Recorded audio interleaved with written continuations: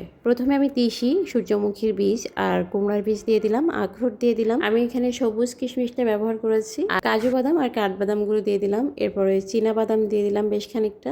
দিয়ে দিচ্ছি কালো জিরা আর সাদা তিল। আপনারা যেটা করবেন এই ছোট ছোট দানাযুক্ত বীজগুলো আলাদা করে রাখবেন, আর যেগুলো মোটা বাদামযুক্ত এগুলো আলাদা করবেন, তাহলে এটা ভাজার সময় সুবিধা হবে। আমি সবকিছু একসাথে মিশিয়ে নেওয়াতে একটু ঝামেলা হয়ে গেছে, যে কারণে পরবর্তীতে একটা সবজির ডালাতে আমি সেপারেট করে নিয়েছি। তো এই পর্যায়ে চুলার হিটটা একদম লোতে রেখে এটা 10 থেকে 15 মিনিট ঢেলে নিতে হবে। এইভাবে এটা আমি 10 মিনিটের মতো ভেজেছি। আচ্ছা, এই দুইটা আলাদা করেছি কারণ হচ্ছে ছোট বীজগুলো পুড়ে যেত এই জন্য। এখন বড় দানাগুলো ব্লেন্ডারে নিয়ে এক পাক দিয়ে আমি গুঁড়া করে নিব।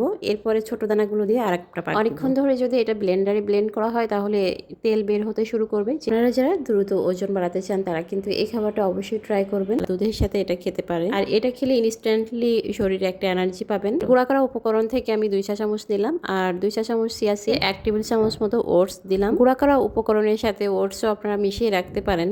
আর দিয়ে দিচ্ছি মধু। মধু 1 থেকে 2 চা চামচ এনাফ। আর এটা কিন্তু একদম খাঁটি সুন্দরবনের মধু। এই মধুটাই আমি রেগুলার খাই। মধু চেনার একটাই উপায়, সেটা হচ্ছে বাবলস ক্রিয়েট হয় একটু, আর কোথাও কোনো মধুতে আপনি পাবেন না। ভালো সুপার শপ থেকে কিনেন না কেন, এই বাবলস কিন্তু ক্রিয়েট হয় না। গরম দুধে আধা ঘন্টা ভিজিয়ে রেখে খেতে পারবেন।